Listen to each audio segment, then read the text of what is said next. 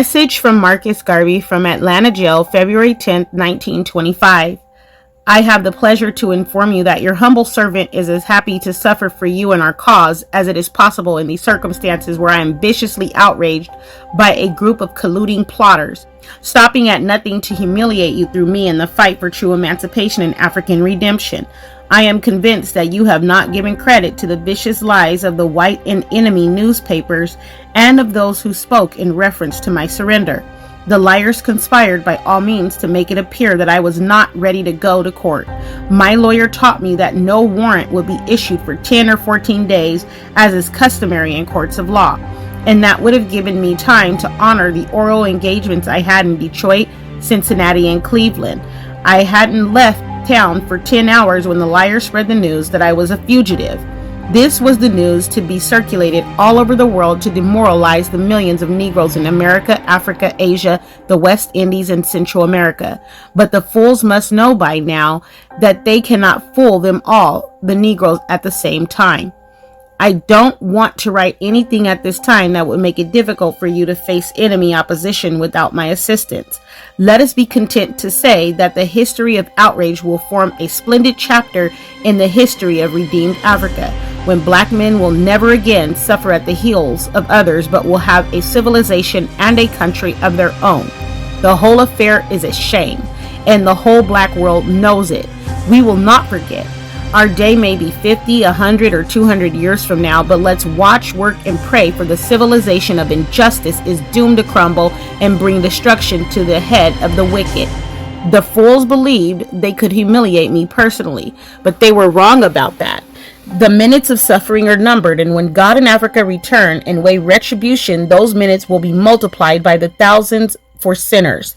Our Arab and Rif friends will always be vigilant, like the rest of Africa and ourselves will be. Rest assured that I have planted the seed of Negro nationalism which cannot be destroyed, even by the infamy little game of which I was the victim.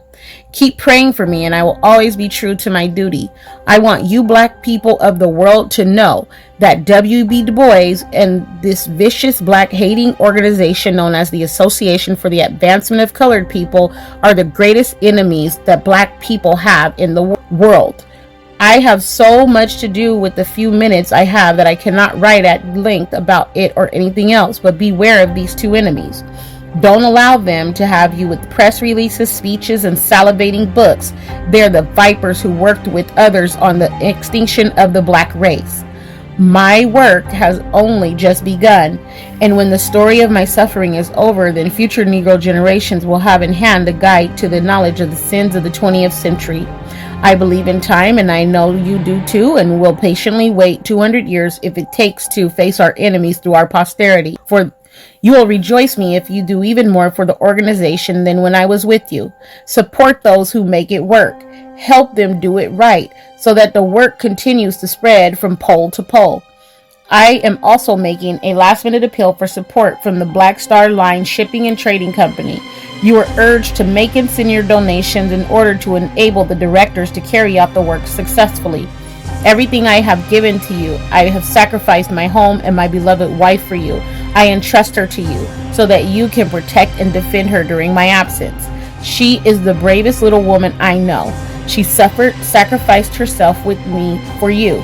Please don't abandon her in this grim hour when she finds herself alone. I left her penniless and without help to face the world, because I gave you everything, but her courage is immense, and I know that she will hold out for you and me. When my enemies are satisfied in life or in death, I will come back to you to serve you in the same way that I served you before. Alive, I will be the same. In death, I will be a terror to the enemies of Negro freedom. If death has power, then count on me in death to be the real Marcus Garvey that I would like to be. If I am come in an earthquake or a cyclone or a plague or a pestilence or as God wills, then be sure that I will never forsake you and never let your enemies triumph over you. Won't I go to hell 1,000,000 times for you? Shall I not haunt the earth like the ghost of Macbeth forever for you? Won't I lose the whole world and eternity for you? Will I not weep continually at the footstool of the omnipotent Lord for you? Won't I die 1,000,000 times for you? So why be sad? Rejoice and be sure that if it takes 1,000,000 years, the sins of our enemies will visit the 1,000,000th generation of those who hinder and oppress us. Remember that I swore by you and my God to serve until the end of all time, the collapse of matter and the crash of worlds. The enemies think I have been defeated. Did the Germans defeat France in 1870? Did Napoleon really conquer Europe? If so, then I lost, but I tell you the world will hear about my principles even 2,000 years after me. I am determined to await my satisfaction in the retribution of my enemies. Watch my enemies and their children and posterity, and one day you will see retribution settle in them. If I die in Atlanta, my job will only begin, but I will live physically or spiritually to see the day of Africa's glory. When I am dead, wrap me in the red, black, and green cloak, for in the new life I will arise with the grace of God and his blessings to lead the millions to the heights of triumph with the colors that you know well.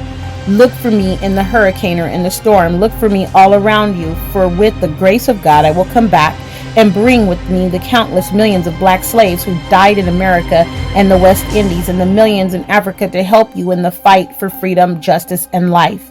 Today's civilization has become drunk and mad with its power, and by this it seeks through injustice, fraud, and lies to crush the unfortunate. But if I am apparently crushed by the corrupt power and influence system, my cause will rise again to harass the conscience of the pervert. That satisfies me, and for you, I repeat, I am happy to suffer and even die. Again, I say rejoice, for better days are ahead. I will write the story that inspires the millions to come, and I will let the posterity of our enemies count with the multitude for the deeds of their fathers. With God's dearest blessings, I leave you for a moment.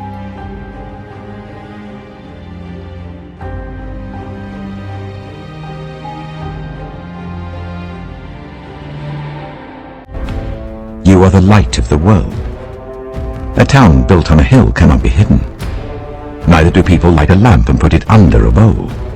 Instead, they put it on its stand, and it gives light to everyone in the house. In the same way, let your light shine before others, that they may see your good deeds and glorify your Father in heaven. Do not think that I have come to abolish the law or the prophets. I have not come to abolish them, but to fulfill them. For truly I tell you, until heaven and earth disappear, not the smallest letter, not the least stroke of a pen, will by any means disappear from the law until everything is accomplished. Therefore, anyone who sets aside one of the least of these commands and teaches others accordingly will be called least in the kingdom of heaven. But whoever practices and teaches these commands will be called great in the kingdom of heaven. For I tell you that unless your righteousness surpasses that of the Pharisees and the teachers of the law, you will certainly not enter the kingdom of heaven.